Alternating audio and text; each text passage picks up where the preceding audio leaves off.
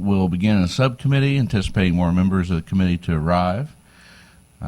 Sorry for all of those that had a late night in the Senate, but you know what time of year it is, and that means we've got to forge ahead.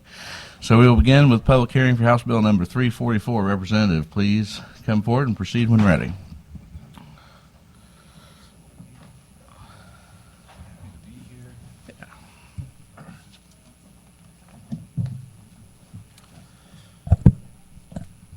Thank you, Mr. Chair, members of the committee. Ben Keathley, District 101, which is West St. Louis County, Chesterfield, Missouri. I'm here for House Bill 344. I'm happy to be as brief or, as explanatory as the committee wants. You've recently heard this bill, and I believe passed it out already. Senator Ben Brown's tobacco preemption bill. This is the House version. It's functionally the same. There may be some differences with some. I'm not sure if the negotiated language with the Missouri Municipal League regarding the enforcement of 21 years of age carve-out was in Senator Brown's bill when it was heard here, but that would potentially be the change. That's the Section 2 on the bill. It's a very brief bill.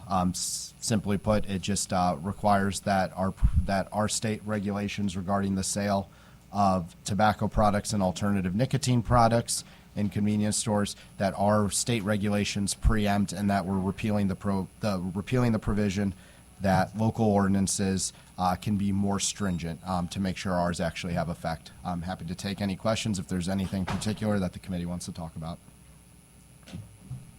Questions for the bill sponsor? Seeing none, thank you for that presentation. Thank you. We'll begin witnesses in support. House Bill number 344. Please come forward. Witnesses, make sure you fill out your witness cards and proceed when ready. Good morning, Mr. Chairman and members of the committee. I'm David Overfelt, President of the Missouri Retailers Association and a lobbyist for the Missouri Grocers Association. And yes, we do support House Bill 344. We prefer uniformity for product sales statewide. Questions for this witness from the committee? Seeing none, thank you for that testimony. Next witness in support.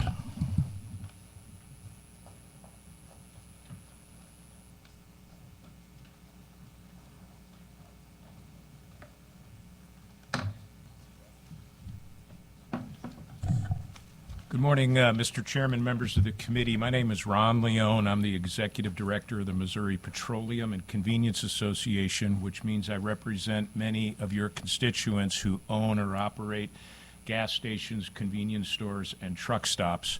I'm here in support of House Bill 344. I want to thank the sponsor for introducing the bill. I know this committee has heard a very similar bill in detail in Senator Brown's Senate Bill 231. So I'll just say some general things about this and then open myself up to some questions. We support these bills, House Bill 344 and Senate Bill 231, because tobacco is a lawful adult retail product that must be treated uniformly, consistently, and predictably all across Missouri. Here are just a couple of the problems, Mr. Chairman, when it comes to local tobacco ordinances in terms of consequences. They limit adult choices. They don't actually decrease demand, which is oftentimes the objective of those local ordinances. Instead, they simply push adult consumers to buy tobacco products to border cities, border states, and to the internet. It hurts the retailers, my members, your constituents who are subject to these local ordinances versus consistent and predictable statewide rules and regulations. And again, Mr. Chairman, tobacco is really not a local issue. Regulating, banning, whatever it is that we want to do really needs to take place here in Jefferson City or in Washington, D.C. So again, that there's fairness, uniformity, and consistency not only across Missouri but across the United States. Mr. Chairman, I know you've heard, excuse me, I know you've heard this bill and similar bills in the past. I'm happy to answer any questions, and I appreciate the opportunity to testify this morning. Thank you for being here. Questions for this witness? Seeing none, thank you again. Thank Next you. witness in support.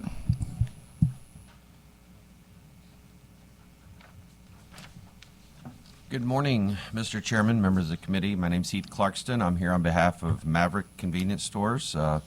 Agree with Mr. Leone's comments. In full support, would like uniformity statewide, and just would like to go on in support.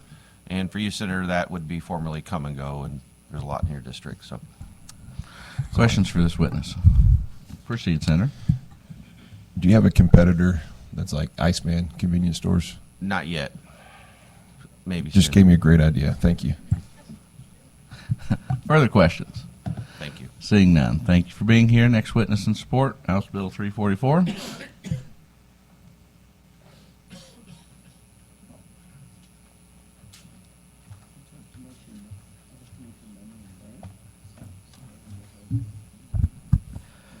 Good morning. Matthew Smith with Associated Industries of Missouri. Want to go on record of support of this bill because it does provide uniformity and protects thousands of businesses, small businesses from regulations that are detrimental just to certain products. So with that, I'm happy to answer any questions. Questions for this witness from the committee? Seeing none. Thank you for being here. Next witness in support.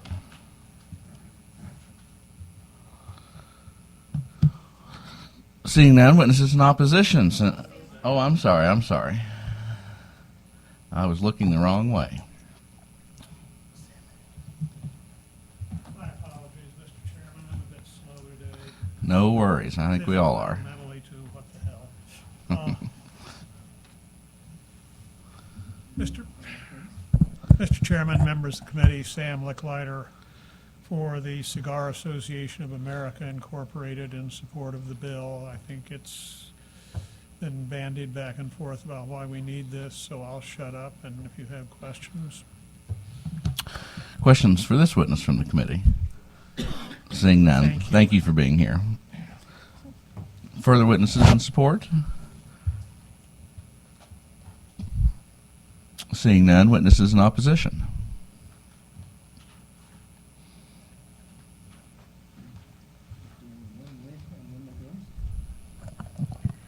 Emily Kalmer, American Cancer Society Cancer Action Network. We've previously testified in opposition to a similar bill, so just want to mention a few things here.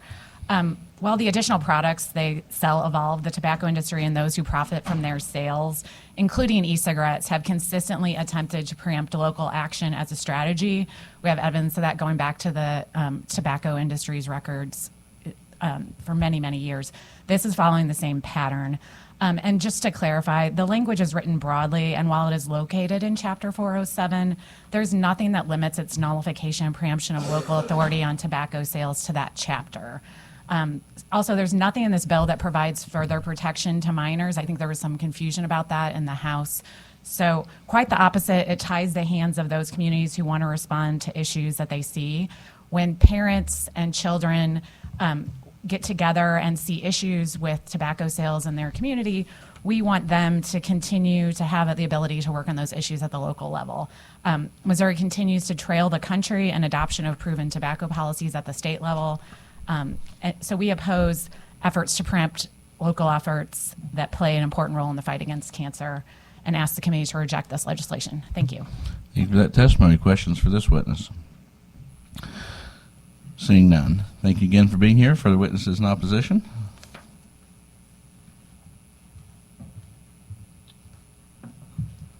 Mr. Chairman, members of the committee, my name is Kaina Iman. On behalf of the American Heart Association, we'd like to go on record in opposition.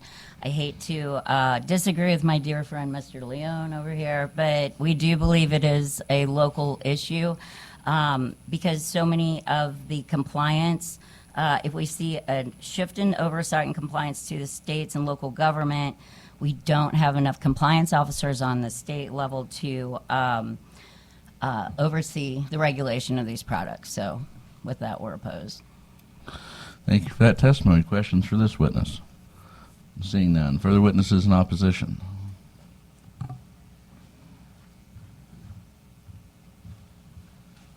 Mr. Chair, members of the committee, Will Mars on behalf of the Missouri Public Health Association, as well as the Springfield-Greene County Health Department. Just want to go on record in opposition.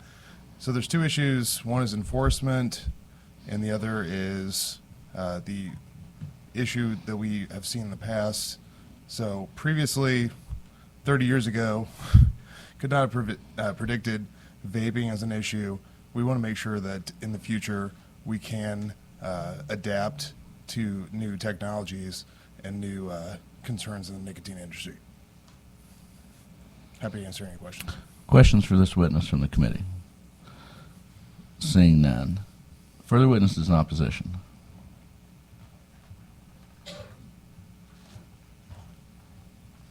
Good morning, Rich Aubuchon on behalf of the Missouri State Medical Society. We mirror the concerns of the previous witnesses. Questions for this witness?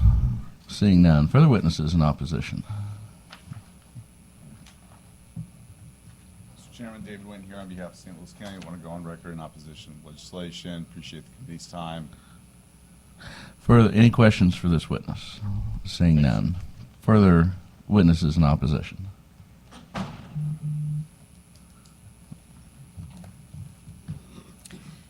Good morning, Chairman and members of the committee. My name is Madison Ekrit, and I am here on behalf of the Campaign for Tobacco-Free Kids. And we want to go on record in opposition for many of the reasons that were already stated. The combination of prohibiting local licenses and the state of Missouri lacking a statewide tobacco retail license make it so you cannot, you can sell tobacco products without any specific permit, and this would also allow tobacco products to be sold closer to schools and other youth-populated areas. With that, I'll take any questions. Questions for this witness from the committee? Seeing none, thank you for being here. Further witnesses in opposition? Mr. Chairman, Shannon Cooper today on behalf of the City of Kansas City. We just want to go on record in opposition of this. We feel like for years we've done a good job regulating tobacco products, staying on top of the curve and recognizing how dangerous these products are. We have a good system in place to license and provide enforcement. Our retailers understand what is asked of them, and we do have good enforcement. If this would pass, that would take away our ability to provide any enforcement and to protect our community. So we are opposed, and I'd be happy to answer any questions. Questions for this witness from the committee? Seeing none. Thank You for being here. Further witnesses in opposition?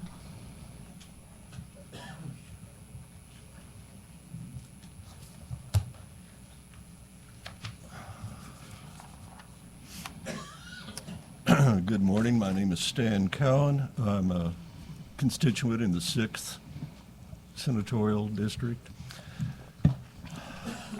And you know, there's been a lot of attention given, and rightly so, about fentanyl being a crisis in our nation. Indeed, that was one of the two primary factors cited by President Trump to impose tariffs on Mexico and Canada.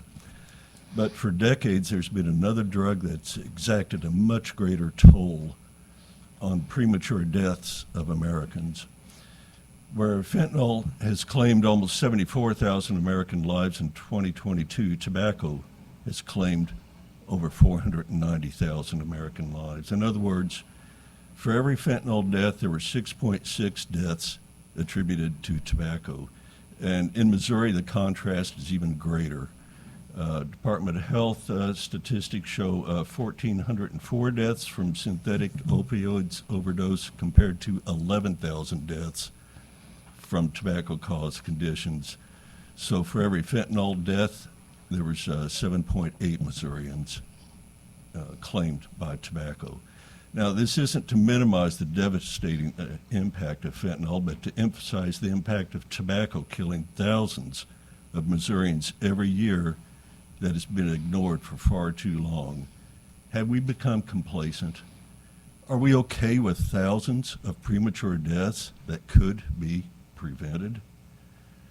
Before I retired from the University of Missouri-Columbia School of Medicine, I tracked data for all 50 states for more than a decade and found states with strong tobacco control policies not only had lower rates of adult and youth tobacco and nicotine consumption, but also lower rates for incidents and deaths from lung cancer, heart disease, stroke, emphysema, the top 4 leading causes of death in Missouri. Yet Missouri does not even have one strong state-level tobacco control policy and has had significantly higher rates for adult and youth consumption and for disease and deaths than the national average.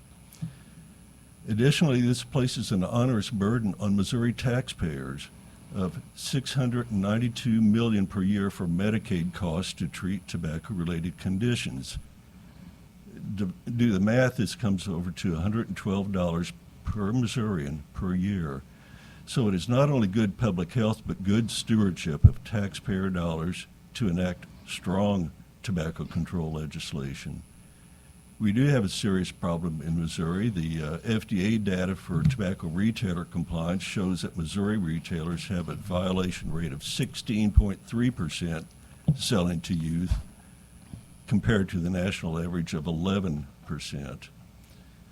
Youth Risk Behavior Survey data shows youth using tobacco or vapor products within the past 30 days to be over 21% for Missouri versus a national average of around 19%.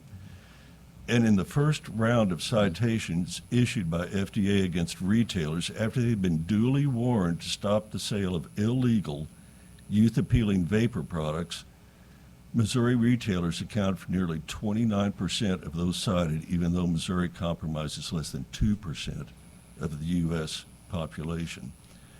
So can Missouri deaths be prevented? What can be done? The Greater Kansas City Chamber of Commerce was an early promoter of local tobacco control ordinances. And when I asked why a business-oriented association with over 1,000 member businesses would have this interest, I was informed they want each year's graduating class entering the workforce to be as healthy as can be, because a healthier workforce is a more productive workforce. They said strong tobacco control makes good economic sense because of a study they cited where a smoker cost an employer over $5,800 per year more than a non-smoker due to increased absenteeism, excess health care costs with more frequent and longer hospitalizations, and so forth. So I ask legislators that truly want to see this tobacco and vaping epidemic diminish among our young people should support, not preempt, local government efforts to protect their communities' young people from accessing these unhealthy and highly addictive products.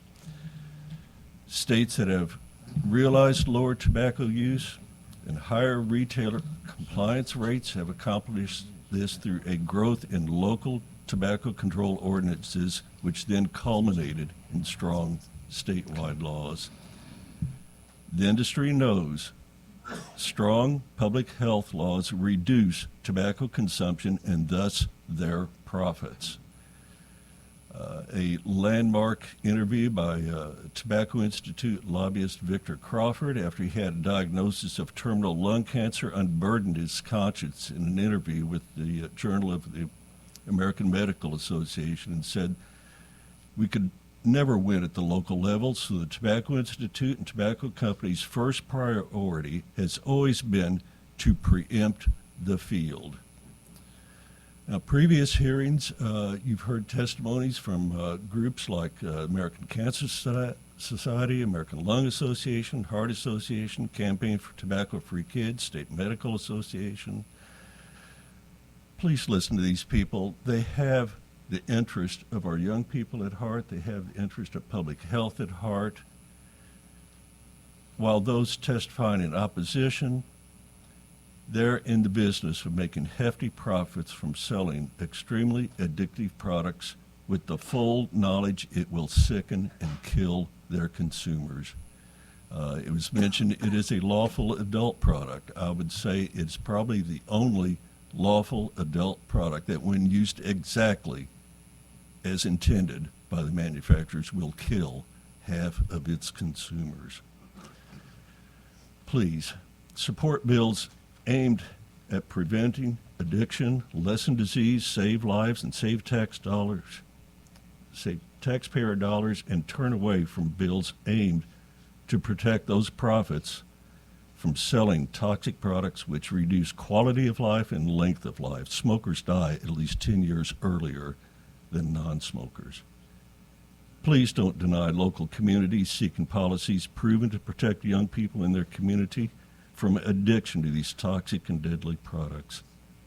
Please reject the industry-promoted House Bill 344. And I thank you for your patience. I know I went on the pulpit here. Thank you for that testimony. Questions for this witness from the committee? Seeing none. Thank you again for being here. Make sure you leave a witness card. Further witnesses in opposition, House Bill 344. Seeing none. Any witnesses here for informational purposes only? Seeing none, that will conclude public hearing on House Bill number 344. We will next move to a public hearing for House Bill number 937. Representative, please come forward and may proceed when ready.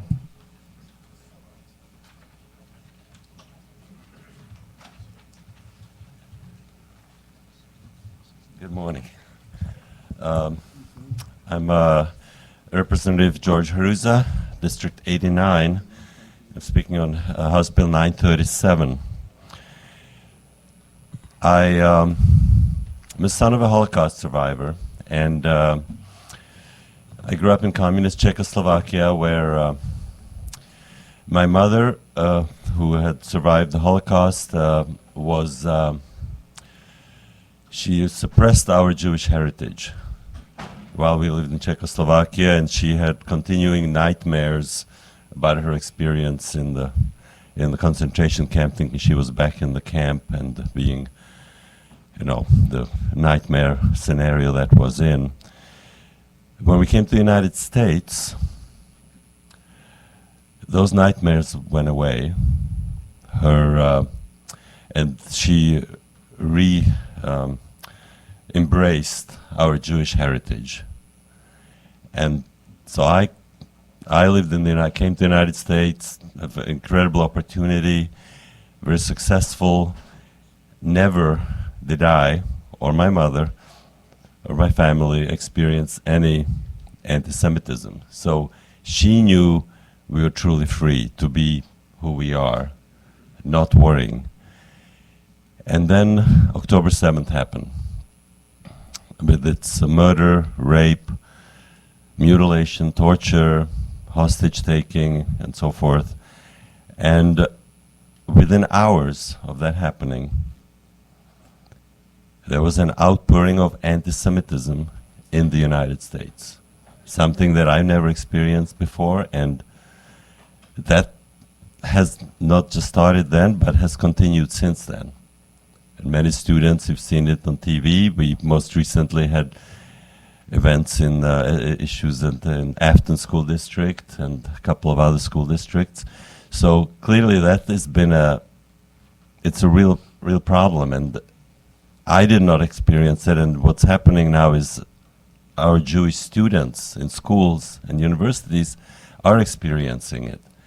And that is what this bill is trying to address. So we want to make sure that Jewish students can feel that they can go to school without being harassed, intimidated, and made afraid. So this bill really fits. I put in my thing in there that it's really supports life, liberty, and pursuit of happiness, along with the Statue of Liberty that I saw first when I came, because I came by ship. So it protects Jewish students in public schools, colleges, universities from harassment and intimidation. It protects freedom of speech of all students, and I want to emphasize that. It does protect freedom of speech. It really deals with anti-Semitic behavior. It protects students, all students against discrimination, and it also protects students to be allowed to have natural hairstyles in school through the Crown Act, which has been included in the bill.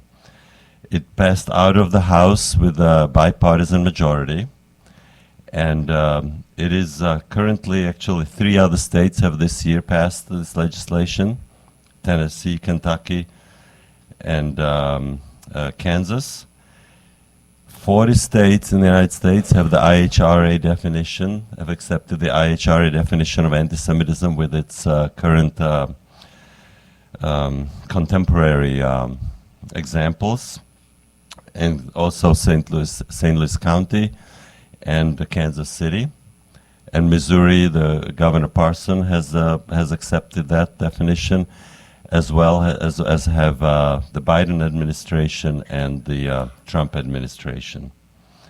So I think this is really an important legislation, and hopefully get it done now because it's very timely, because these issues are ongoing. There's been a 300% increase in anti-Semitic acts in the last year. So I would appreciate your support for that, for the legislation. Thank you. Any questions? Questions for the bill sponsor from the committee? Yes, Senator, please proceed. Good morning, Dr. Hruza. Thank you for being here.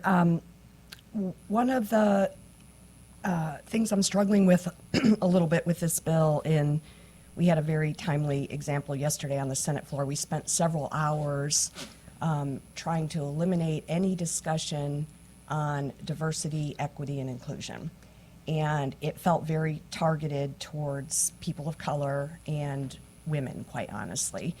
And, you know, I hear what you have to say. I've seen your mother's shared experience at the Holocaust Museum, which was very moving. You know, I think one of the things that helps us truly understand history is when you feel like you have a personal connection to somebody. So, but, you know, like when I look at what we're trying to save to educational institutions, if we were having a hearing right now this morning about each educational institution is encouraged to integrate African American heritage curriculum that experiences African American experiences in this country, we would never even have this hearing. And the same with, like, if we were talking about a movement that's so important to me, the movement of women's rights and women's equality, we would never even be able to get a hearing. And so I'm really struggling with how some in your party are okay with this, but then not okay with also us acknowledging things that are happening to other groups and other minorities and people that have struggled, not just in this country, but around the world. There's certain things that we just can't talk about because it's trendy. So I'd be interested in your response to that. Well, my comment really is that I'm dealing with a very current issue, and the reason we have the concept of some of the encourage education is it's not coercive. It's not saying you have to do this. This is just one tool that the institution can have to help reduce anti-Semitic behavior in campus. So the idea of, at least my understanding of what I'm trying to achieve with this bill, is for institutions, the schools, to have reasonable rules and guidelines that they follow, so that the Jewish students can be safe on campus.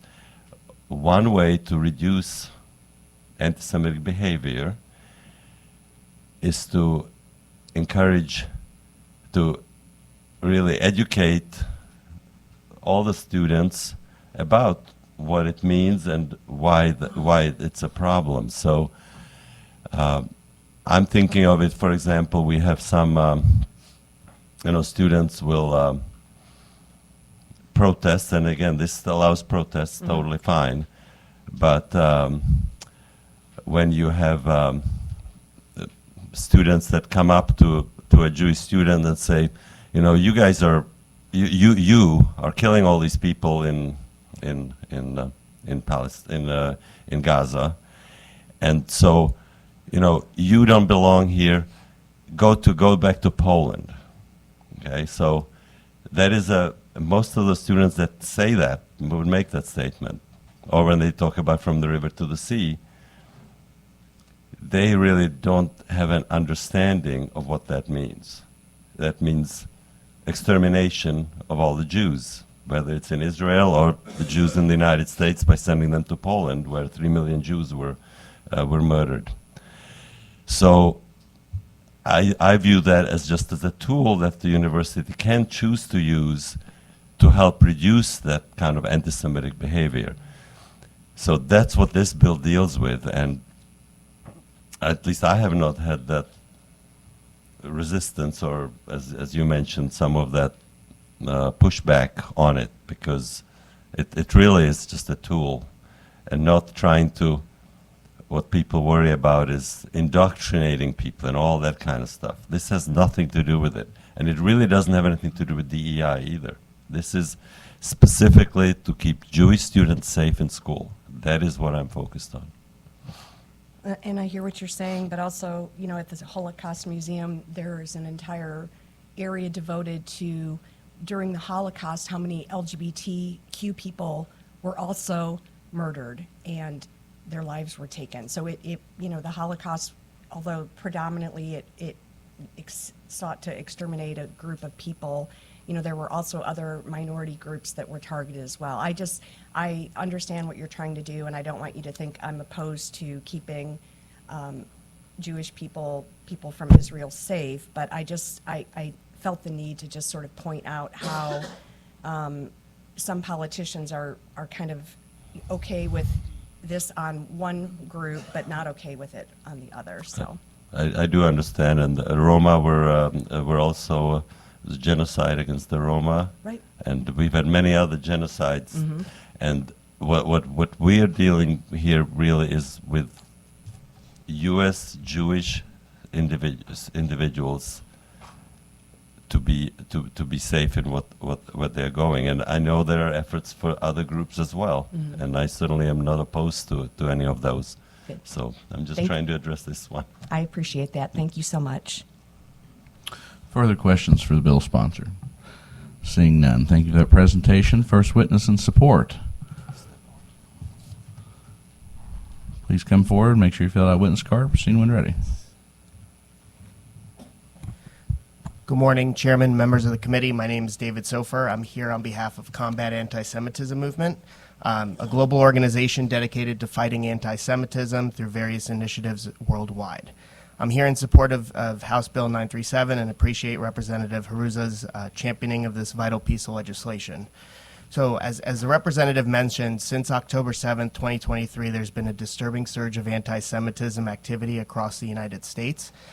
We've seen it more so in our education system, whether it be protests and demonstrations, but those typically have gone past that to harassment, intimidation, and even violence. That has created a very difficult and untenable situation for our Jewish students, faculty, staff, and the Jewish community. They have faced threats, physical harm. They've been blocked from entering campus buildings, blocked from attending classes. That creates an atmosphere of fear and division. As the representative mentioned, anti-Semitism has surged rapidly, more than doubled year over year since October 7th. While Missouri may not be like states, New York, California, Massachusetts, it has not been immune to anti-Semitism activity in its education system.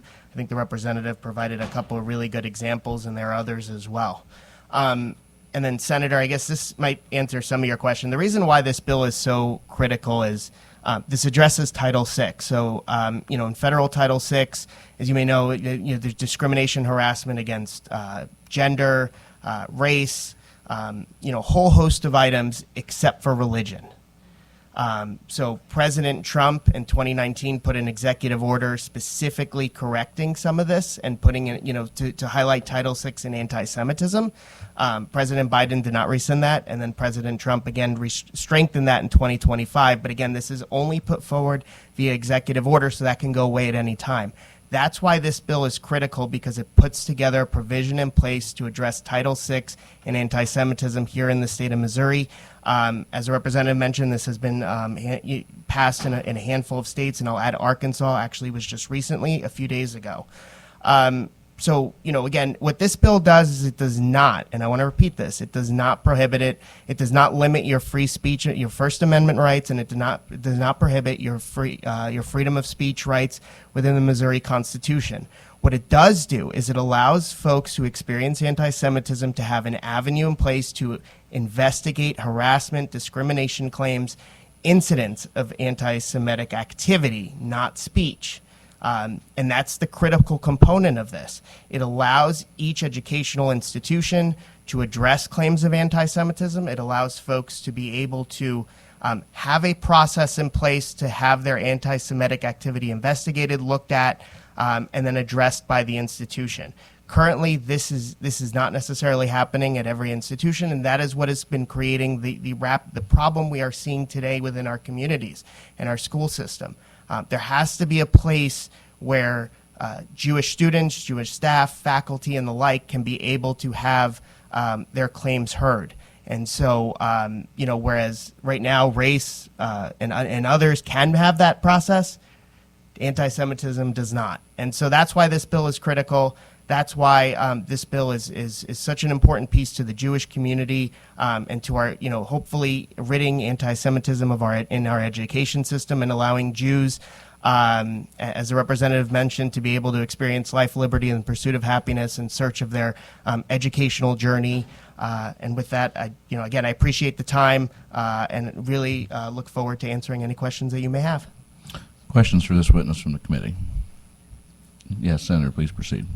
Hi, thanks for being here today. One of the things that I found striking as I've been watching the rise of anti-Semitism across this country come about is that most of our public and private secondary level institutions have student handbooks that are very clear about not just activity, but actual words that are not permitted to be used even. And those things have upheld judicial scrutiny. They have been permitted when universities have been using them to enforce things. But unfortunately, it seems like for our Jewish neighbors, that hasn't been a tool that has been able to be used successfully. Can you speak a little bit about how this will help allow that to happen? Because from my plain reading of all of the handbooks that I have seen for our secondary institutions across the state, the anti-Semitic acts would fall under violations of those activities, and then the universities are choosing not to follow their own policies. So is the goal of this legislation really to provide some teeth to make sure that what is already federal law and what is already local policy by the institutions, there is a place to be able to make sure that that can be implemented? Thank you, Senator. That's a great question. So the answer to your question is yes. Essentially, what this bill will be able to do is it allows the creation of a Title VI coordinator that will investigate these claims. So, for instance, in the codes of conduct, as you mentioned, there are anti-Semitism-based policies. And so to be able to, if for whatever reason... Well, really, they're they're broad policies against discrimination based on immutable characteristics, right? They don't single out religious or national identity. They're beyond that. Yes. So specifically in this bill and the codes of conduct, anti-Semitism would be addressed. And so what would happen is that if an anti-Semitic incident occurred, that claim would be able to go to the coordinator. The coordinator would investigate it. If that coordinator finds that an anti-Semitic activity occurred towards a student, a staff member, so on and so forth, that coordinator would send it to the institution. The institution would have 30 days to address it. If the institution does not address it, then it would go to the federal Departments of Education and Justice for investigation. And so the goal here really is, as you mentioned, we have incidents that are occurring on campuses in K-12 education. They're not being investigated. They're not being addressed. And so they're allowed to continue to happen. And that is what has created the snowball effect. And we are trying to put an end to that snowball effect. We are trying to make sure that Jewish students, just like every other student out there, and teachers and staff and the like, are able to have a peaceful environment in which they can learn and be just like everybody else. Thank you. Further questions for this witness? Yes, proceed, Senator. Thank you. Good morning. Thanks for being here.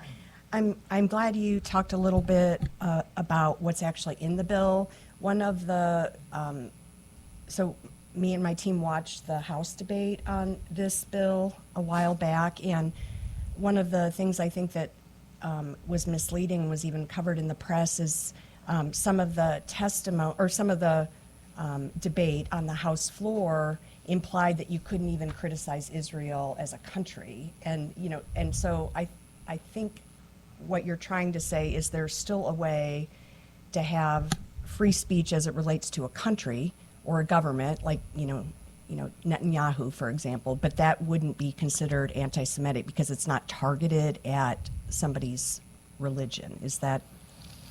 Yeah, so, what the bill specifically states is that Israel should be held to the same standard that every other country is. I don't think anybody is expecting non-criticism of Israel as any democracy. There's criticism of Israel within its own country, just like here in the United States of America. There's There's a lot of partisanship there. There's a lot of partisanship here. I don't think anybody's expecting anyone to say any country is perfect and is, no matter what. And so criticism is 100% allowed. All this bill says is that Israel should be held to the same standard that every other country is held. Okay, thank you. You're welcome. Further questions for this witness? Seeing none. Thank you for being here. Thank you. We're going to pause the hearing on House Bill 937 for a moment while we establish a quorum and do a brief executive session while we have enough members of the committee here to do that, and then we will resume the hearing on 937. So with that, Madam Secretary, please call the roll. Senators Trent. Here. Gregory. Bernstetter. Carter. Coleman. Here. McCreary. Here. Weber. Quorum having been established, I move that we go into executive session. Do I have a second? It's been seconded. All those in favor, please signify by saying aye. Any opposed to the contrary? The ayes appear to have it. The ayes do have it. We're in executive session. I move that House Bill number 47 be brought before the committee for consideration. Do I have a second? 147. I don't know what I said, but I meant 147. That's been seconded. All those in favor, please signify by saying aye. Any opposed to the contrary? The ayes appear to have it. The ayes do have it. House Bill number 147 is before the committee. There is a Senate committee substitute. I believe it has been distributed to everyone, and I move for its adoption. Do I have a second? It's been seconded. So this Senate committee substitute, all it does is delete the teacher retirement portion that was section 169.490 in the original bill. That section, I believe, needs a little bit more work before it's ready for prime time. But we, do have potential locations where that can go, but was not willing to hold up the entire bill while we continue to work on that section. Because we have other components in here, for the sheriffs and for several other entities dealing with their retirement systems or pension plans, and so wanted to go ahead and move the rest of the bill out of committee today. Any discussion on the Senate committee substitute? Yes, Senator. Just a quick clarifying question. This does or doesn't include the sheriff's piece? It does include the sheriff's piece. Okay, I just want to go on the record saying I'm happy to help keep this moving through the process, but I need to get, first-class counties have traditionally handled that sheriff piece differently, and so we're going to need to make sure that we take care of our Jeffco sheriff before we're able to sign off on the underlying bill. Understood. Thank you for that, Senator. Any other discussion on the Senate committee substitute? Yes, Senator. Question, Mr. Chair. So deleting 169.490 as it relates to teacher retirement, is there a possibility that, is that something being negotiated and worked on right now? So it could, this isn't like just kicking it to next session. There's a possibility it could be addressed this session. No, I believe that there is still a path forward for that. Okay. And I believe that there are vehicles that can admit that. Okay. But I just don't think it's quite ready yet. Didn't want to pass it out of committee, but didn't want to hold this bill up. Very good. Thanks for the clarification. Thank you, Senator. Any further discussion? Seeing none, all those in favor of adopting the Senate committee substitute, please signify by saying aye. Any opposed to the contrary? The ayes appear to have it. The ayes do have it. You have adopted the Senate committee substitute. I now move that the committee vote do pass Senate committee substitute for House Bill 147. Do I have a second?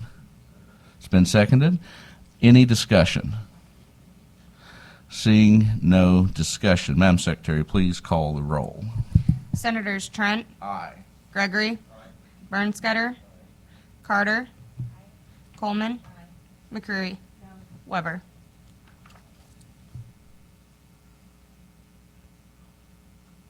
By your vote of 5 aye and 1 no, you have voted to pass Senate committee substitute for House Bill 147. I next move that we bring before the committee House Bill number 497 for consideration. Do I have a second? It's been seconded. All those in favor, please signify by saying aye. Any opposed to the contrary? The ayes appear to have it. The ayes do have it. The bill is before the committee. I next move that the committee vote do pass House Bill number 497. Do I have a second? It's been seconded. Any discussion? And I will remind the committee this is the workers' comp bill that we heard, I believe, last week, maybe the week before. It includes things like prevailing factor, changes, the extends the line of duty compensation act, and provides for a new motion to dismiss on workers' comp cases. Any discussion on the bill? Seeing no discussion, I renew my motion that the committee vote do pass House Bill number 497. Madam Secretary, please call the roll. Senators Trent. Aye. Gregory. Bernstetter. Carter. Coleman. McCreary. Weber.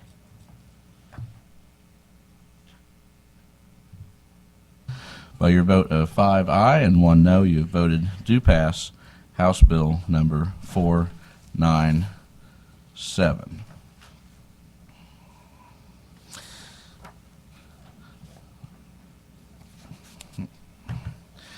I next move that we bring before the committee for consideration Senate Bill number 559.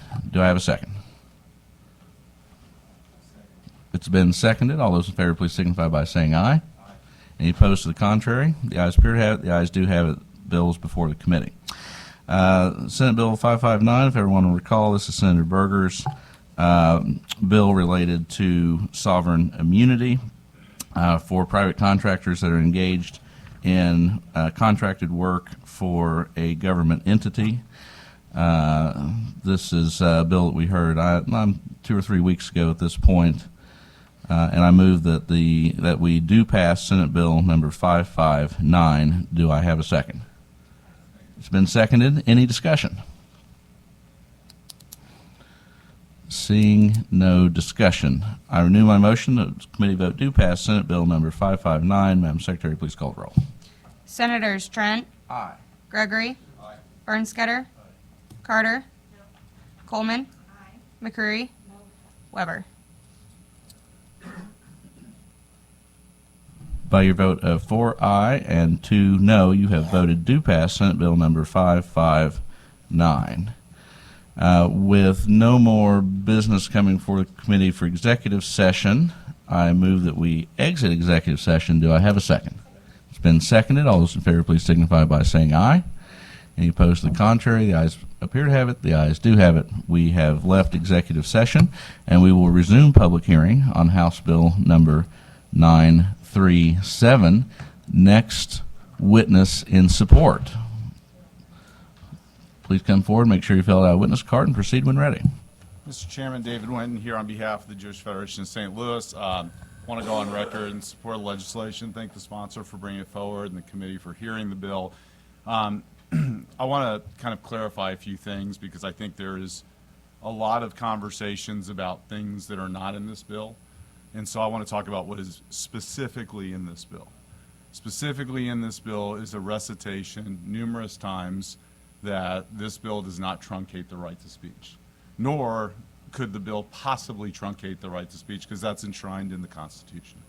And so whatever this body does, as august and as esteemed as it is, and as wise as it is, it doesn't have the power to trump federal rules, laws, or the Constitution. I have a child who, during October 7th, was on campus and experienced a lot of the things that are going on. I want to be really clear that my kids have both demonstrated for and opposed to things that are happening in Israel. They are extremely well-informed kids, have been there twice. They have every right to do that. Everybody in this room has the right to say pretty horrible things as a general rule about any of us, a country, a group of people at any point. What folks should never have the right to do is they should never have the right to make my child or your child or anybody's child feel unsafe and insecure at an institution of higher education or K-12. And this is not something that I think any organization takes lightly when we ask folks to step in and intervene in these conversations.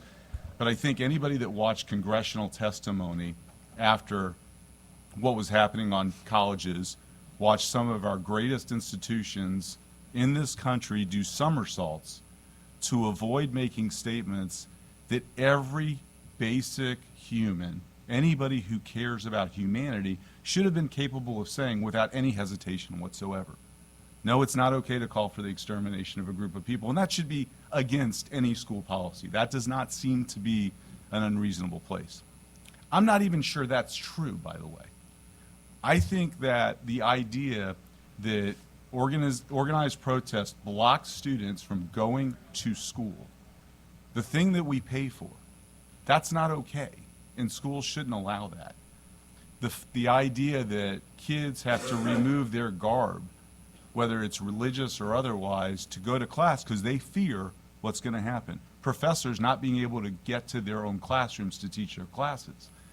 This is conduct. It's not speech. And it's not okay, and that's what this bill talks about. My friends on the other side, who I think have very valid points about the suffering that's happening across this world and in the Middle East, no question about it. There is nothing in this bill that blocks that conversation from occurring, and in fact, it should occur. So I want to be really clear that the Jewish Federation, who sponsors many institutions who believe strongly in the rights of speech, do not believe the rights of speech should be truncated in any way until it creates an issue for other people being able to do the things that they have the right to do. And that's what this bill does. And we appreciate the sponsor bringing it forward. We appreciate your time. We know it's late in session. You were up late last night. Thank you so much. Questions for this witness from the committee? Yes, Senator, proceed. Can I ask you just really quickly, one of the things that the bill does is it talks about acts versus speech, and it's very careful to try to define free speech. I just want to ask some questions about what would and wouldn't be covered under this bill. Somebody being blocked to go to class, that would be covered. I believe correct. Somebody saying, from the river to the sea to a Jewish student, would that be covered? I do not believe so, unless, it would be about the conduct in the act, right? The idea that somebody uses terminology or words that are hurtful or... I mean, that's calling for the extermination of the individual who it's being spoken to. So that's why I'm asking about that example, because I think on the floor later, if this gets a chance to go to the floor,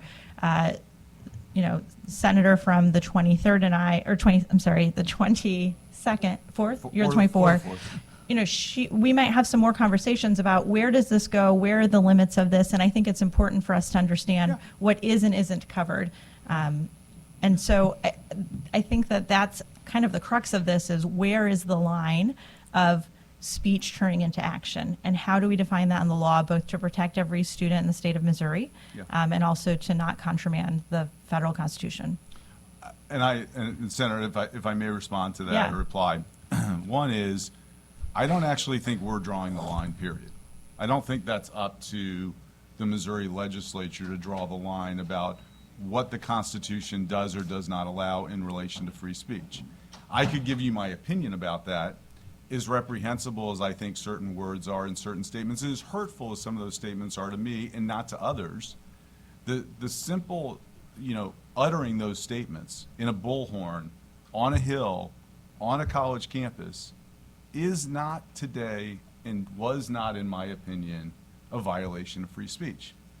But if that bullhorn is in front of my son's face, blocking my son from going to class and inciting other people to do harmful acts, it's my opinion as a non-legal, not even a scholar, forget about that, I'm not a lawyer, I'm not a scholar, but it's my common sense opinion that that is conduct that is not covered by the Constitution. Yeah, so I appreciate this discussion. I think it's helpful, and thanks for being engaging in it. You bet. Further questions for this witness? Seeing none. Thank you for that testimony. Next witness in support, House Bill 937.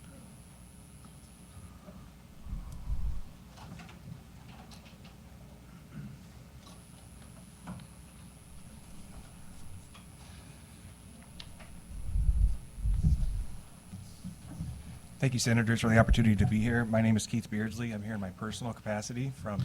You might check and make sure your microphone is on. Good morning. Can you hear me? Yes, that's better.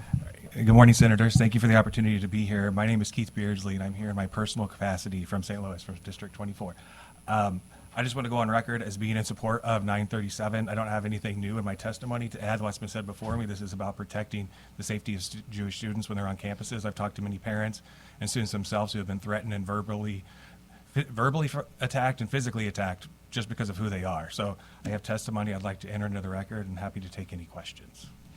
Thank you for being here. Questions for this witness? Yes, proceed. Just a quick comment. Thank you for being here. I'm a little embarrassed that you had to travel 2 hours, but I would love to talk to you if you've got time after the hearing. Absolutely. So, Thank great. you. My Yeah, pleasure to be here. thanks. Thank you.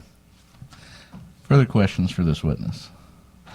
Seeing none. Thank you again for being here. Next witness in support. Seeing none, any witnesses here in opposition? Please come forward, make sure you fill out a witness card, and proceed when ready. Good morning, Chair, Committee. My name is Michael Berg. I'm representing Jewish Voice for Peace St. Louis in opposition to this bill. We're Jews from St. Louis who support equality and justice for all people living in Israel and occupied territory.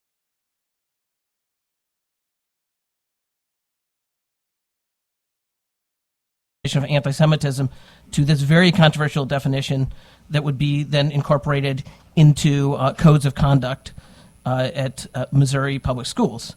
And the main problem with this definition is not the definition itself, but the contemporary examples, 7 out of the 11 of which talk about speech about Israel.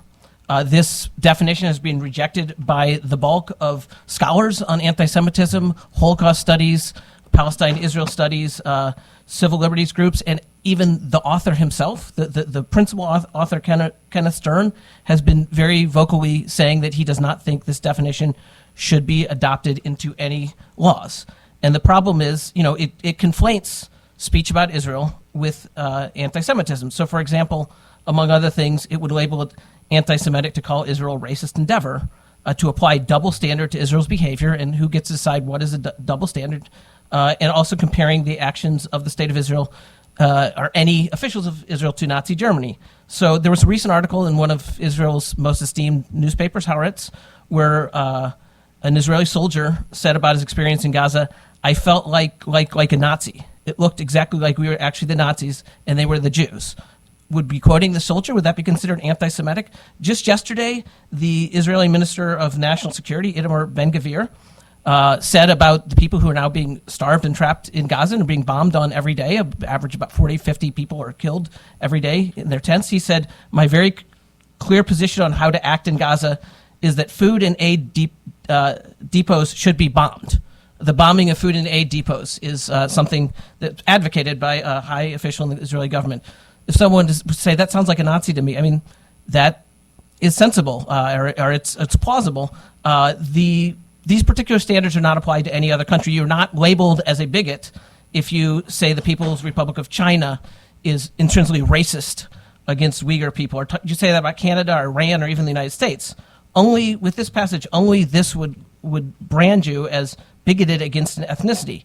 The bill sponsor himself said that he said definitively that saying that Israel is presently committing a genocide is anti-Semitic, and that's part of the bill. Well, that's the position of Amnesty International and Human Rights Watch, and it's plausibly the position of the International Court of Justice that Israel is committing a genocide. So would you be anti-Semitic by quoting the most respected human rights organizations on earth? Now, the supporters of this bill claim that this doesn't have anything to do with speech. I vehemently disagree. This is everything about speech. Now, you can say things, but then it's triggered if, and the definition has it, if there's an atmosphere of fear and intimidation, or if you're impeding activity on campus.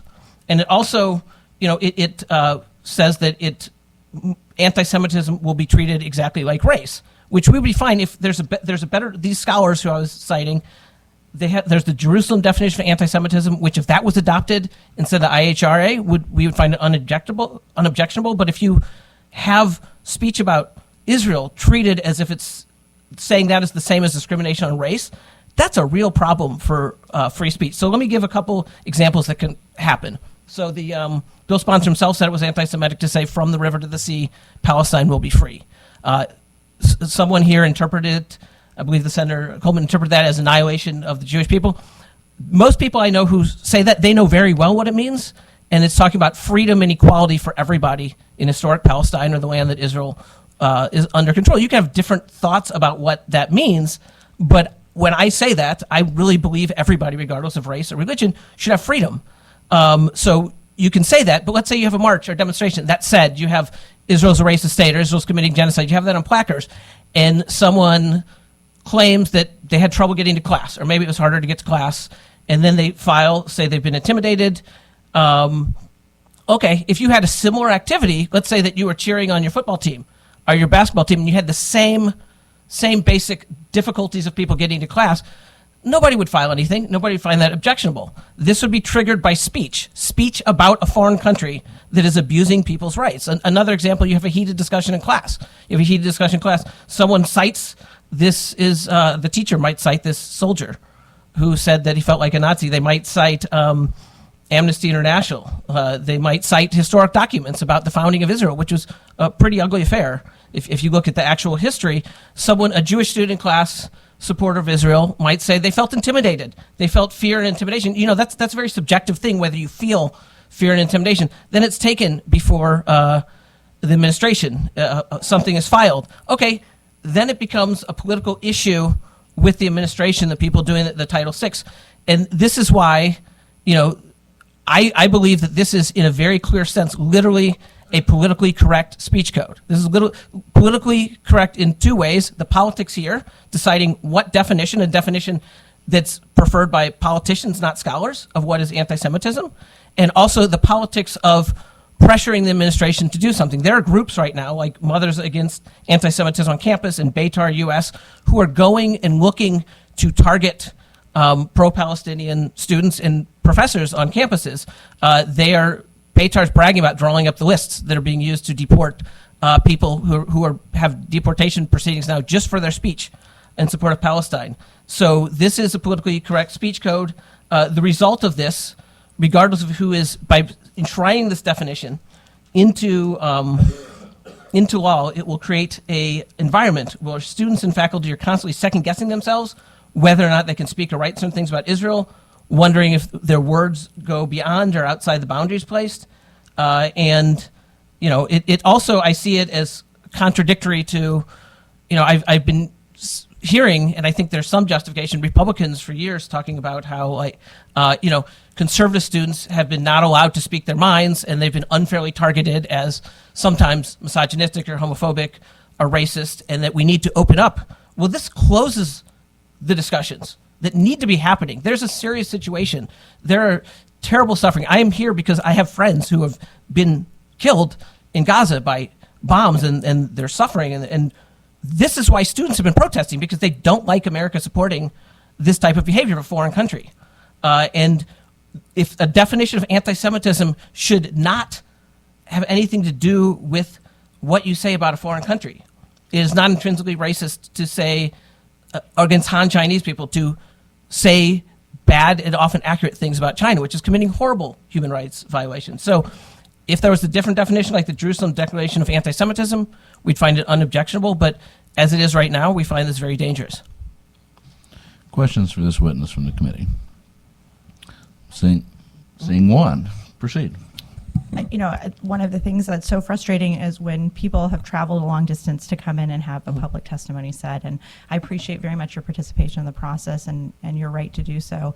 I would get frustrated as a chair when senators would take an opportunity for public testimony to correct factual information that was incorrect about something that a senator said or what the bill contained. I'm going to respect the institution of the Senate by not going through and not going piece by piece. There's a lot of people here that are here to testify, but I just want to say one of the things that is most frustrating in this role is listening to people say inaccurate things, but I respect your right to do so. Thank you. Further questions from the committee? Seeing none. Further witnesses in opposition?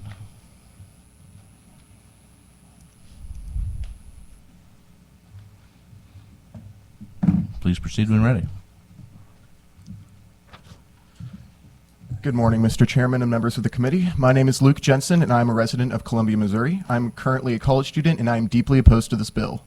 While I understand wanting to protect Jewish students from anti-Semitism, this bill is not the way to go about it.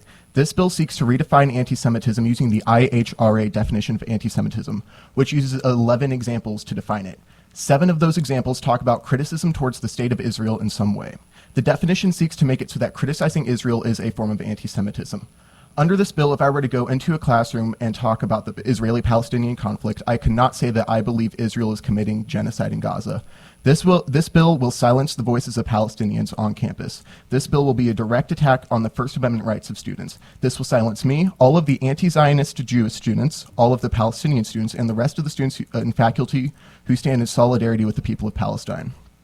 The people of Palestine for the past 75 years have been subjected to extreme apartheid, genocide, and land theft. In the last year, the people of Gaza have been subjected to a full genocide. Right now, the official death toll reaches the staggering number of 61,000 people.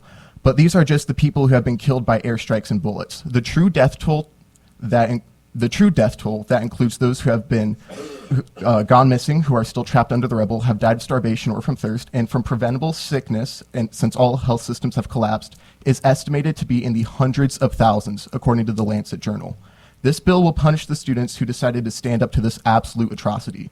I understand wanting to combat anti-Semitism. Anti-Semitism is an absolute disease that we all need to stand against. However, this is not the way to do it. Saying that criticizing Israel is a form of anti-Semitism will only weaken the fight against true anti-Semitism, which is why I propose that you guys amend the bill to include the Jerusalem Declaration of Anti-Semitism, which was written in response to the controversy and vagueness that the IHRA definition causes.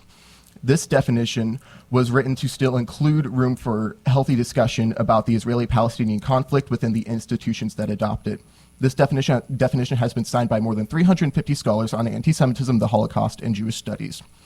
Even if we pull back from the whole Israeli-Palestinian conflict when talking about this bill, this will still censor the free speech rights of students and faculty in our schools.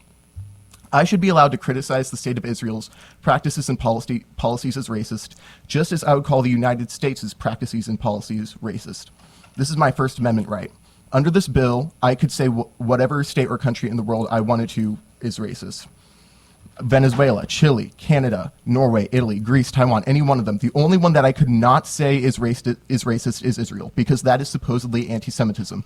If I were to say that the United States was inherently racist in its practices, policies, and structure, that would not mean that I was calling every single American racist. That logic applies to every other country and its citizens. But I would not be allowed to say that about Israel. This is what leads me to believe that this bill is trying to censor criticism of Israel. I know that this looks like it'll protect Jewish students on campuses, and it seems like a win, but this bill will do far more harm than good. I agree that we need to protect the religious minorities here in Missouri from hate speech and violence. We also need to protect racial minorities, the LGBTQ community, women, and all the other groups that are under attack right now. We should be consistent and write bills to protect everyone. Lastly, if this bill is amended to include the Jerusalem Declaration of Anti-Semitism instead of the IHRA definition, I will be here testifying in support of it, because we all need support right now in this time of hate. But I'm telling all of you, this is not the way to fight hate, to protect our students, or to fight anti-Semitism. This will only censor the voices of those who stood up to genocide. Questions for this witness from the committee? Proceed. Thank you for being here. Could you repeat the definition that you were referring to? I just want to make sure. The Jerusalem Declaration. Jerusalem Declaration. Yes. Thank you. Further questions for the witness? Seeing none. Further witnesses in opposition?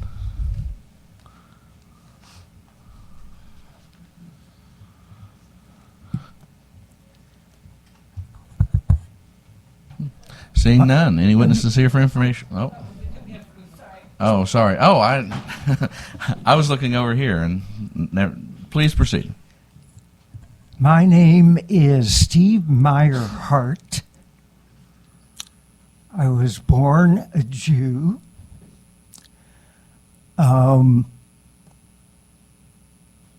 I sit in horror before this committee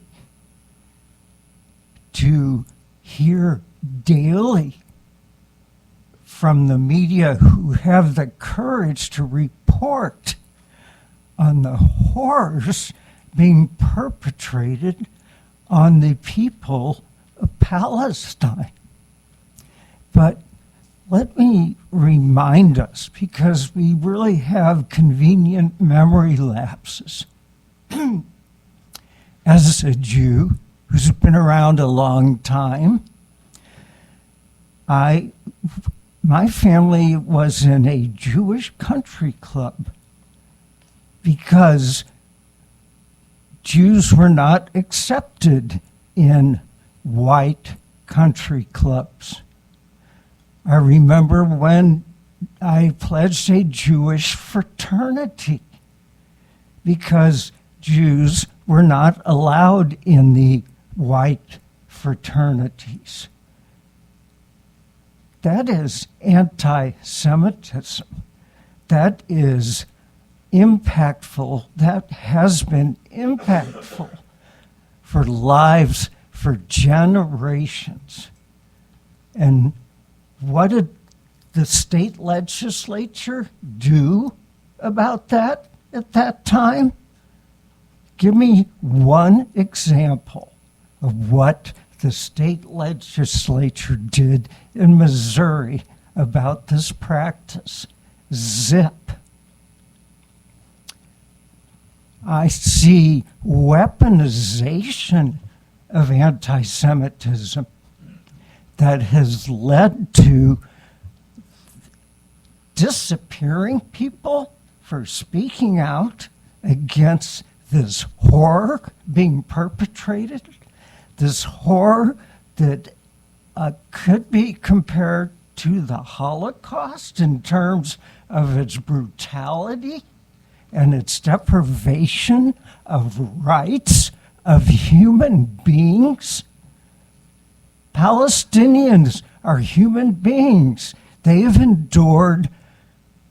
This is not the first time. In order to create the Jewish homeland, they were kicked out of their country and given this strip of land. And yes, as a Jew, I'm also horrified about what took place on October 7th. So that has become the excuse now, especially by the government of Israel, especially by AIPAC, to broaden the judgment of anti-Semitism. In Columbia, Missouri, since November, there have been peaceful protests. There's a faculty member who's been a big part of that. She recently was fired from the university because of her role in those protests. I hear one person say in support, there is nothing about speech. And then I hear the very standard being used has a hell of a lot to do about speech. I have stated my case, and I'm open to questions from the committee, especially, well, let me back up. One of the previous people, you questioned the accuracy of what they presented. Could you elaborate on that, please? Mr. Chair, if I could. Yeah, I mean, I was happy just to commenting. let you comment if you'd Thank like, you. but the committee is not open to questions from the witnesses. So, What I please was proceed. just commenting to Senator Carter was, she said, are you going to correct that statement about what you said, because that's not what I heard? And I said no, because I don't think that that's helpful. You've traveled, I'm not sure for how far, to have your thoughts said. I'm happy to listen to them, but I'm not happy to engage in dialogue in that way. So thank you so much for being here. Sure. Questions for the witness from the committee? Seeing none. Next witness in opposition.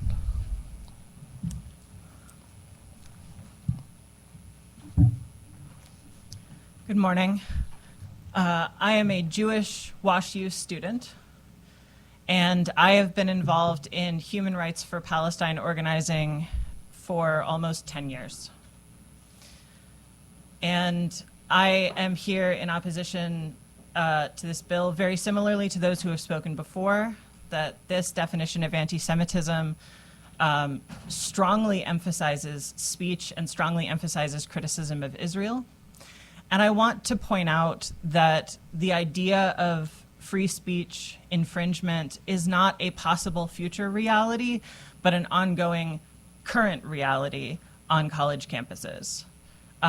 Personally, I attended a nonviolent demonstration at my university, I think in late October, immediately after October 7th.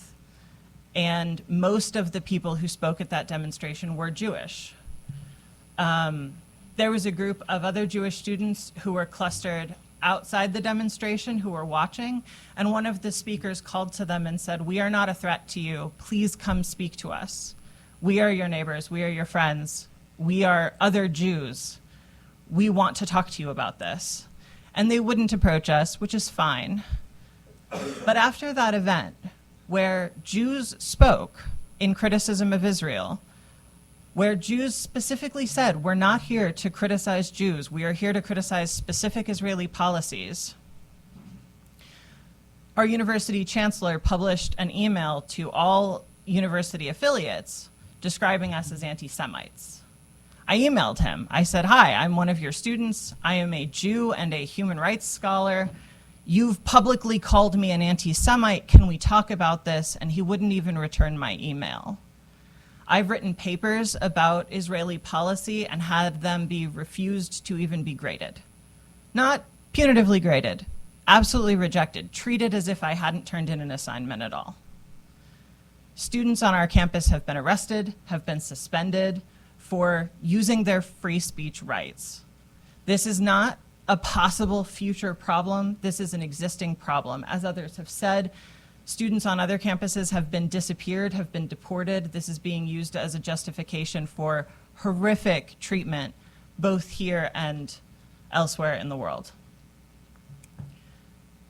Because anti-Semitism is being conflated with criticism of Israel, all criticism of Israel is responded to as if it is a violent threat. And I have seen that result in physical attacks on Jews in public, in Broad Street, who were criticizing Israel in nonviolent protests. And it is always Jewish women who are attacked. It is never men. It's never a 6-foot, 300-pound guy like me. It is the smallest women. Because anti-Semites are cowards. But the conflation of criticism of Israel with anti-Semitism, which this bill does, although it pretends not to, puts those women in danger because it teaches their community members that any criticism of Israel is an attack and not a conversation. We do need to have these conversations, and part of having these conversations is treating them as legitimate. Thank you. Questions for this witness? Yes. Seeing none. Next witness in opposition.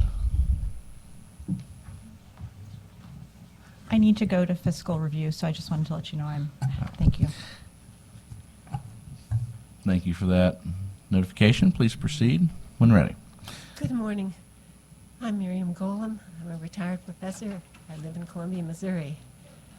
I'm here to urge you to vote against HB 937 because of the false definition of anti-Semitism contained within that bill. And that's the definition that people have been talking about from the International Holocaust Remembrance Alliance, and it wrongly conflates opposition to Israeli policies with anti-Semitism. So I'm speaking as an old Jewish person. My understanding of anti-Semitism is based on lived experience, on family trauma, and reading of Jewish history and the history of Palestine and Israel. My parents were refugees from Hitler's Europe. My paternal grandparents, uncle, aunt, and cousins were all murdered by the Nazis. My parents instilled in me the belief that never again didn't just mean that this should never again happen to Jews. It meant that injustice and violent racism should never happen to anyone. The Hamas attack of October 7th killed 1,200 Israelis and took 240 hostages. Israel responded with a total destruction of Gaza. An estimated 70,000 Palestinians or more have been killed, the vast majority of them women and children, thus non-combatants. Nearly all the population is displaced and homeless.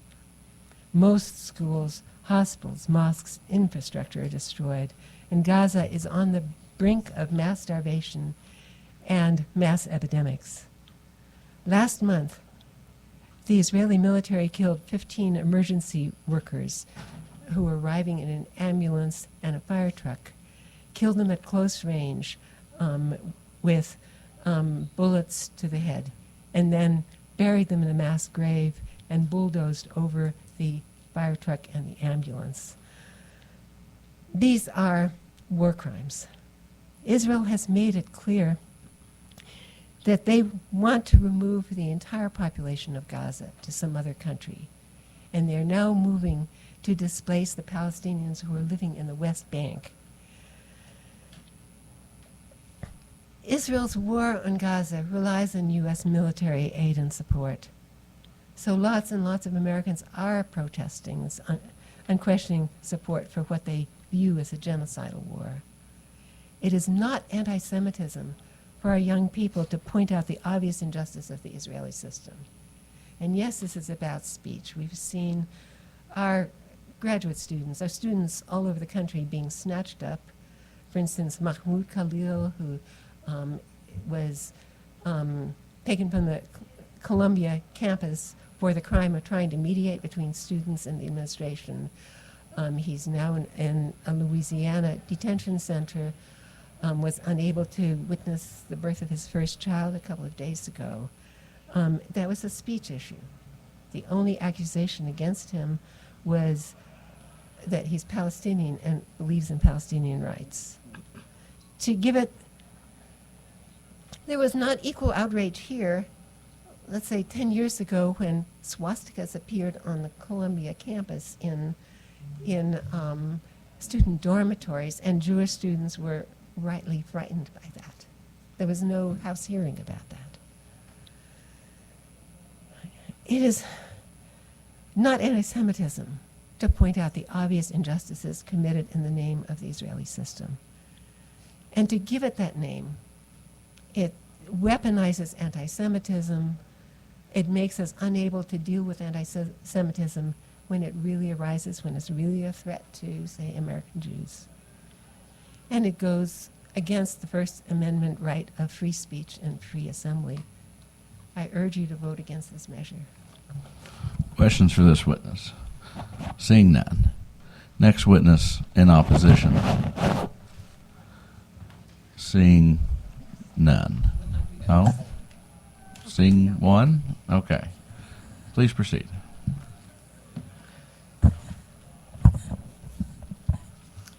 My name is Margaret Tyler. I'm from Columbia, Missouri, and I'm not here representing any group, but I am here to speak against House Bill 937. My sister and I visited Jerusalem and the West Bank and Israel in May 22.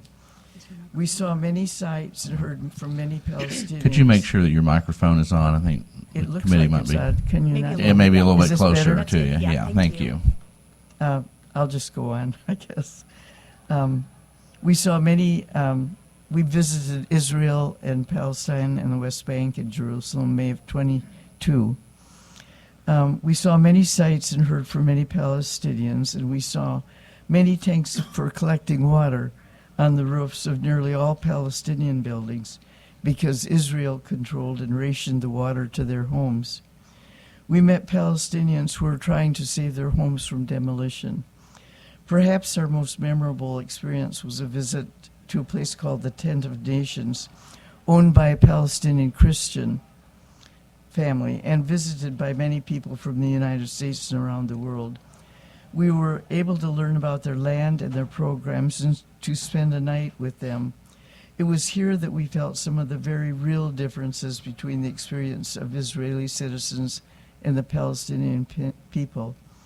After dinner, as it grew dark, we could look across the valley and see an Israeli settlement. It was amazing to watch the lights twinkle on all over the Israeli village as, at the same time, it grew totally dark around us. The Israeli settlement became lighted up because Israel provides electricity to all its citizens. It was totally dark where we were because Israel rations the electricity to Palestinians. I am concerned by the language in HB937. This statement and the information in it would be considered to be anti-Semitic and, therefore, would not be allowed in schools or elsewhere in public. While I understand that hate speech and hate crimes need to be regulated, I believe that neither factual speech nor opinion should be banned because it represents someone's point of view that others might disagree with. So I urge you to preserve our freedom of speech and vote against House Bill 937. Questions for this witness? Seeing none. Further witnesses in opposition? Good morning, Senator. Thanks for sticking around, you two. I know things get busy around here, so appreciate the opportunity. Jeff Stack is my name. I'm with Mid-Missouri Fellowship of Reconciliation. We are very much in opposition to HB 937. Appreciate the idea of anti-Semitism being addressed in schools and other places and not being tolerated. You know, we have some measures through civil rights bills already in place to try to prevent that kind of discrimination. This bill would not help that. It would help silence instead and not let essential information get out. As folks have talked about already today, genocide is taking place right now, an ethnic cleansing of the people of Gaza, and we need to have that kind of speech be known to people throughout the society, throughout our state, in our schools as well. I guess, you know, we can do better, and I think folks have alluded to before, the Jerusalem Declaration is a way to try to indeed enshrine and prevent anti-Semitism from taking place in our campuses. But this particular measure, as has been pushed forward by the representative, is not moving us in the right direction. You guys have been very tolerant, and I'll make way. If you have any questions of me, I'd be glad to try to answer them as well. Questions for this witness? Seeing none. Further witnesses in opposition?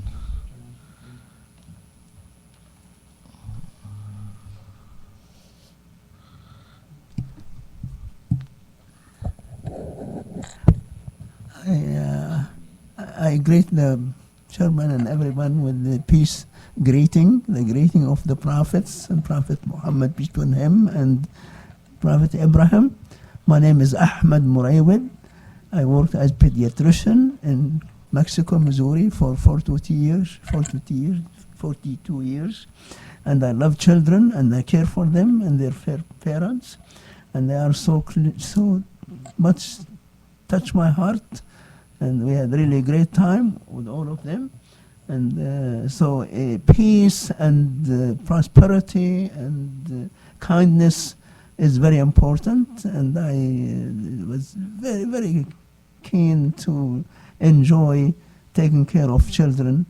And it really hurts my heart to see a child suffering. And I see difficulty if we don't allow our children in the school to express their concern about children suffering. And it's heartburning. It's so much suffering. And I really support all what my friends have said about this issue. And I thank you so much for allowing us to come and talk to you and express our concern. And I pray that Almighty, the Creator, give you the guidance to do the right thing, and all of us also. And thank you so much. Questions for this witness? Seeing none. Further witnesses in opposition?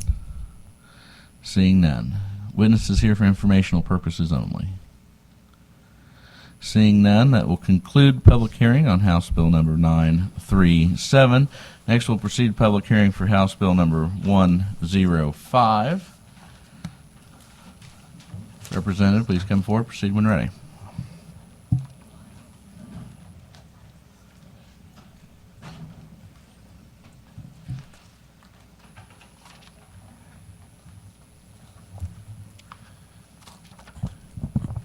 Thank you, Mr. Chairman. Representative Jeff Vernetti, District 123, Camden County, Lake of the Ozarks.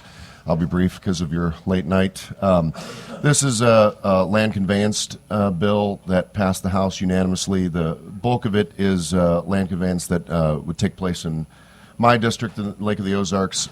Osage Beach has been operating the Lacey Fine Airport, which is currently owned by DNR, for 25 plus years.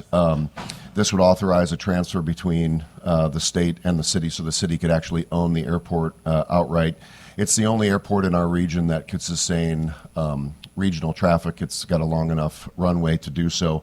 And like I said, the city has been managing this property for 25 plus years. There's a number of things that they would have to do to it from an infrastructure standpoint that only makes sense if they own it. So it's something that we've been working on for a number of years and would love to get it across the finish line. There were a couple of amendments made on the House side. One that you've heard in your committee, a similar bill from Senator Searpoy talking about land conveyance from, or land transfer from a property in Jackson County. In Lee Summit, it's a 3.25 acre parcel at Highway 50 and Missouri 291 Highway. It's a land conveyance for some property that the Highway Patrol manages. They'd like to completely revitalize the area. From what I'm told, it's huge congestion, and they're going to have a new highway patrol facility. It would be a public-private opportunity to fix a big area that they've got the funds for, and this passed through your committee unanimously a few weeks ago. Then another small conveyance was added, an amendment. It's a 0.25 acre property in Webster County.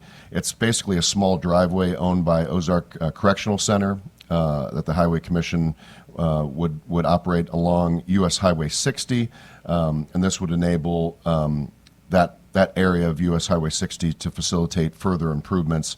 They'd have a small temporary construction easement, but really no objections from any of these. And like I said, it passed unanimously through the House. And with that, I take any questions. Questions for this witness or for this bill sponsor from the committee? Seeing none. Thank you. First witness in support.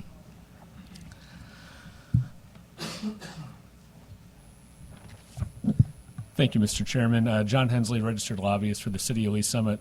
Couldn't have said it any better than Representative Vernetti just did. Appreciate him working with Representative Caton to get the Lee Summit language on there. And happy to take any questions. Seeing no questions. Next witness in support. Seeing none. Witnesses in opposition. Seeing none. Witnesses for informational purposes only.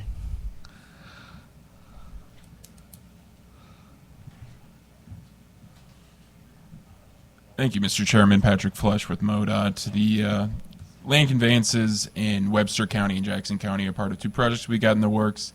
And we'd like to thank the sponsor and all the amendment handlers as well, and our partners in Webster County and Lee Summit. So here to answer any questions on that.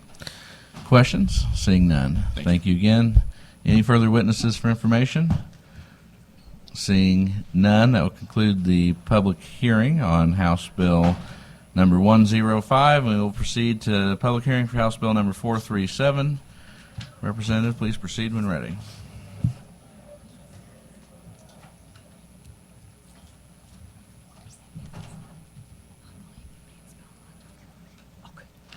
Thank you, Mr. Chairman, members of the committee. For the record, my name is Bill Hardwick. I represent House District 121, presenting House Bill 437. House Bill 437 clarifies the rules when if there's an untimed settlement demand, a claim for extra contractual damages, most notably bad faith, can be made. And it doesn't change the contractual damages, claims that can be made under the policy, damages made through an injury or incident.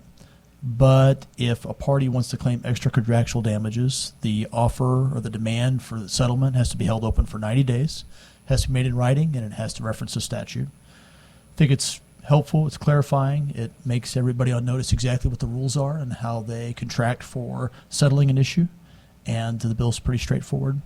I just also like to note that my interest is that both parties have a fair opportunity to understand what their rights and obligations are in the process, and that both parties have kind of equal access to the courts. And with that, I'll stop and present for any questions the committee may have. Questions for the bill sponsor? Seeing none. First witness in support, and we will alternate between support and opposition because we are nearing the end of the time allotted for the committee and want both sides to have an opportunity to fully state their case. Please proceed when ready. Dana Fries, President, CEO of Healthcare Services Group in Jefferson City, Missouri, testifying today on behalf of the Missouri Hospital Association and the Missouri Organization of Defense Lawyers. I'm a past president of Model. My company insures over 50 not-for-profit hospitals throughout the state of Missouri, over 2,000 physicians, nurses, and other healthcare providers. Section 537.058, which was adopted in 2017, was intended to afford liability insurance companies a fair opportunity to investigate, analyze, and settle bodily injury claims within a reasonable time. The statute, as passed, was intended to provide 90 days as the presumption of a reasonable amount of time, provided that the claimant provided the information to the insurance company set forth in the statute in order to fully and fairly analyze the claim. The statute, as adopted in 2017, provided that a time-limited settlement demand that was not open for at least 90 days could not be used against the insurer as evidence of bad faith failure to settle. A bad faith claim is where you are seeking damages beyond the insurance coverage limits because you're claiming that the insurance company did not accept the settlement demand when they should have and when a reasonable insurance company would have accepted the settlement demand. Unfortunately, the intent of 537.058 as adopted has not been realized. Certain plaintiff attorneys have circumvented the intent of the statute by not asserting a time-limited settlement demand. They instead make a settlement demand which they keep open for a vague amount of time, but not 90 days. And in some circumstances, we'll say that the settlement offer or demand will be kept open for a commercially reasonable time. Then they withdraw the demand without prior notice and claim that the insurance company acted in bad faith by not accepting the settlement demand before the demand was withdrawn. This happens frequently in auto accident cases where the liability insurance limits are, say, $25,000 per person, and they want to recover millions of dollars by alleging a bad faith claim. House Bill 437, as presented, remedies this problem by removing reference to time limited and inserting settlement demand. So it applies to all settlement demands. House Bill 437 also provides that for a settlement demand to be used as the basis to assert a bad faith failure to settle claim, the prior settlement demand must have been open for acceptance for at least 90 days from the date the settlement demand was received by the insurer. This is not extending the time frame for an insurance company to respond to a demand, but merely codifying the original intent of the statute as adopted in 2017. As an insurance company of healthcare providers, I'm in the business of settling claims that should be settled short of a trial. We only try a handful of cases a year. We prefer to settle cases because it's the right thing to do for the patients who are patients of our member hospitals. And the last thing I want to do is spend money on defense attorneys if I can avoid doing so. All we seek is a reasonable opportunity to investigate the claim based on the information set forth in the statute and to respond within a reasonable time frame, which the legislature believed in 2017 was 90 days when the statute was adopted, and which I believe should still be the policy in the standard in 2025.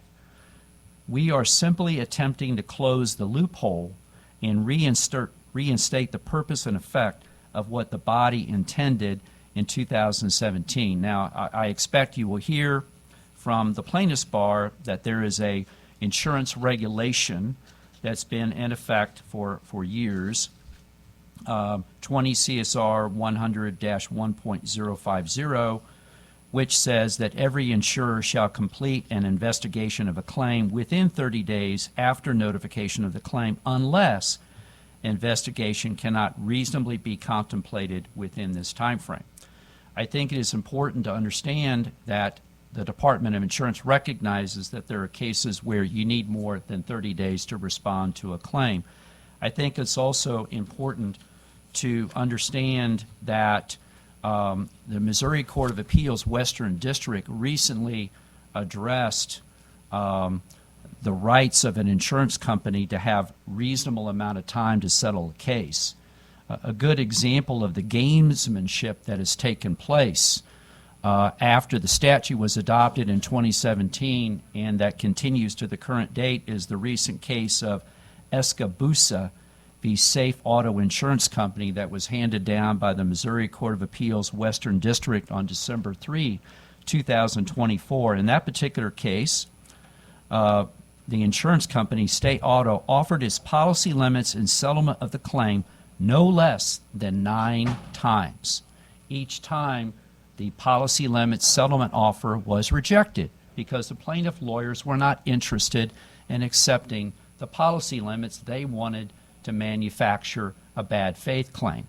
So ultimately, the Court of Appeals had to judge the conduct of the insurance company. The insurance company was determined to have acted reasonably, and it's very important to note that the court found that to be liable in a bad faith refusing to settle claim, the insurer must have a reasonable opportunity to settle within the policy limits.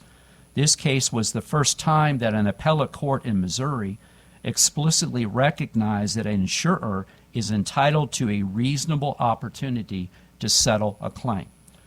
House Bill 437 comes along at the perfect time following that court decision because House Bill 437 codifies the reasonable opportunity to settle time frame by stating that for any rejected settlement demand to be admissible in a bad faith action, the demand must have been open for a period of at least 90 days. So this bill is in line with the recent court ruling. It is not an expansion of the policy that was adopted in 2017. It's merely intended to close the loophole so we can get on with business. So please ask for your adoption of this bill. Thank you. Questions for this witness? Seeing none. First witness in opposition.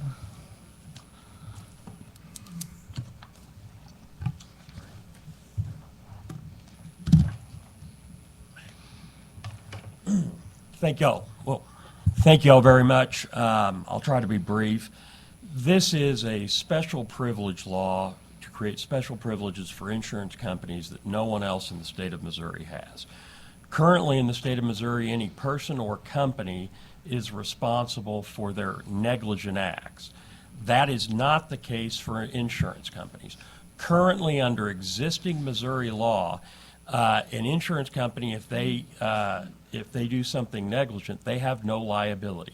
You have to show what is the highest standard under the law, which is fraud or bad faith. The majority rule across the country for insurance company misconduct is negligence. Missouri already has the highest standard, which is fraud or bad faith. Second, the prior speaker just talked about what the issue is with what offers and what the law exists. The Escabusa case that was just raised, in that case the court found there was no liability. So there's already under existing Missouri law, and I hate to contradict the prior speaker, but actually Missouri law for decades has required that there be an offer that can be accepted. And the reason is unlike most states have a responsibility when there is clear liability and the damages are significantly over the insurance policy, that the insurance company has a proactive obligation to try to settle the case. And that makes sense in a lot of instances. For instance, Missouri only requires $25,000 of liability coverage. And with the cost of hospital care and things like that, usually if you have a significant wreck, you're going to know almost immediately the insurance company policy limits are gone. They should be paid so that the person can start paying their hospital bills, not start getting those lien letters and things like that that upset so many people as they're trying to worry about their recovery. However, Missouri does not require that under existing law. Instead, there has to be an offer from the claimant, and as the Escobusa case that was just cited says, it has to be such a clear offer. There is no dispute that the insurance company knows exactly what's being requested and absolutely can accept it in a clear manner. Further, the Escobusa case, actually there, the offer was open for 6 months. It wasn't open for 90 days. It was open for twice that. The problem there, and I know the plaintiff's lawyer in that case, what he didn't explain was what he really wanted. So currently, under Missouri law, that case that was open for a longer period of time, he just didn't say clearly what the offer was. And again, the existing law held there was no responsibility. This statute has been amended. This is a prior statute. There have been multiple other special privilege statutes that have been provided to insurance companies, and let's come back again. And here's the important thing that was raised about the national standard. Then it's not a Missouri standard, it's not anywhere standard, it is a national standard, because insurance law, unlike a lot of things, is not federal, it's state by state. And the National Association of Insurance Commissioners, the NAIC, is an organization of the 50 states' insurance commissioners. And they publish a consensus national standard or model act. And that model act found that most claims should be able to be resolved within 30 days. However, if they can't, for some reason, say there is something that's uncertain about liability and it takes longer for the Highway Patrol to finish the reconstruction or things like that, you can get additional time. Here, the bill asks for 3 times the national limit from Missouri and every other state, and doesn't do it on a case-by-case basis. It says every incident, no matter how clear the liability or no matter how horrific the damages, has to be open for 90 days. And the, excuse me, the real-world consequences of this are significant. I'll give a very brief example. I recently was contacted on a case by the wife of a 25-year veteran of the Highway Patrol. He had retired 2 weeks before. He's parked on the highway, or not parked, he's stopped because of highway congestion, and a young lady who's not paying attention is on her phone, comes along and hits him at 60 miles an hour and launches his vehicle 100 yards down the road. He is severely injured. He has a spinal cord injury. He's evac'd from the scene of the crash. And the adjuster in that case admittedly said, no, as soon as I got the police report, I knew that we owed our minimum limits. The current bill would require, instead of paying his wife within a week or days of when they know they have liability, they get to keep it open for 90 days. The other significant consequence of this bill is it will require almost everyone to hire a lawyer for every claim. I will tell you, currently, most lawyers I deal with who call me and ask me don't understand the current requirements for time limit offers. Lay people are not going to be able to understand they exist, and if they do, they're not going to be able to comply with them. So what you're going to have is this lady who I told her, you don't need a lawyer, send a letter in, send them the police report, send them the bills, and tell them here's what the injuries are, and they will pay you, or they should, will now have to come back and pay either me or some other lawyer already inadequate coverage to be able to get the insurance company to respond. Now, some insurance companies may be good citizens and may pay when they owe, but the findings from their own consultants show many of them delay payment because they make money on float, which is retaining their money until they're required to pay it out. And so unless there is any consequence, there's a lot of bad actors who are not going to pay anything until they're absolutely forced to. And this bill gives those bad actors, unfortunately, absolute immunity. Thank you. Anyone any questions? Questions for this witness? Seeing none. Thank you all very much. Next witness in support. Would ask that witnesses avoid collateral testimony if possible, given the lateness of the hour. Rich Albashon for the Missouri Civil Justice Reform Coalition and also for the American Property Casualty Insurance Association. This statute, if it were passed in this bill, would only take effect to require an offer be open for 90 days if you intended to use that as evidence of bad faith. That's it. You can have it shorter, you can have it longer, but if you intended to use it for bad faith, it has to be open for 90 days. That's the bill. Questions for this witness? Seeing none. Next witness in opposition? Seeing none. Witness in support?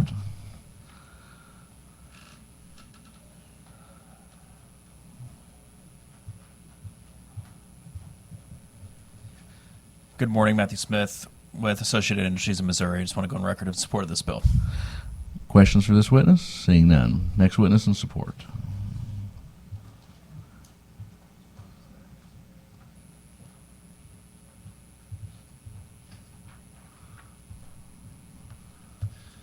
Chair Trent, my name is Luke Reed. I'm here on behalf of the Missouri Chamber of Commerce and Industry, here to support House Bill 437. Questions for this witness? Seeing none. Next witness in support?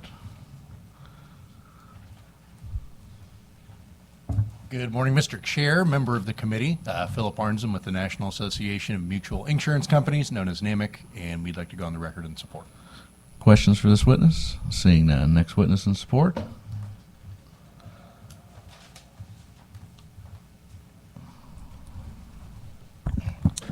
Good morning, Mr. Chairman. Hampton Williams for the Missouri Insurance Coalition, testifying in support of this legislation. Just to quickly make 2 points. First is that these products are regulated. There is a dispute resolution process that's available through the Department of Insurance and Commerce. So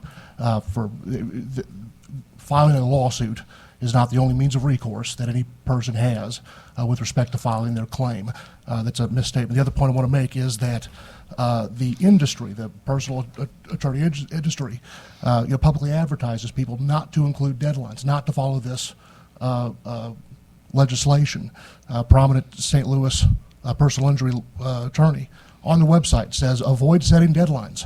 Setting a deadline for a response can backfire unless you're serious about your deadline.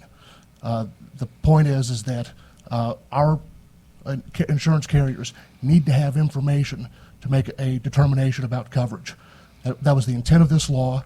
It's being circumvented by attorneys who are submitting demands without any deadlines, sometimes 14 days, 20 days later, sending a follow-up letter saying, we gave you a reasonable amount of time, now we're filing a lawsuit. The purpose of this is to make sure that people are avoiding those lawsuits, avoiding that litigation, not encouraging it. So we ask for your support. Thank you. Questions for this witness? Seeing none. Next witness in support? Seeing none. I believe we'd exhausted witnesses in opposition, but final call for opposition witnesses. Seeing none. Witnesses here for informational purposes only. Seeing none. That will conclude the public hearing on House Bill number 437. With no further business coming before the committee, I make a motion that committee adjourn. Do I have a second?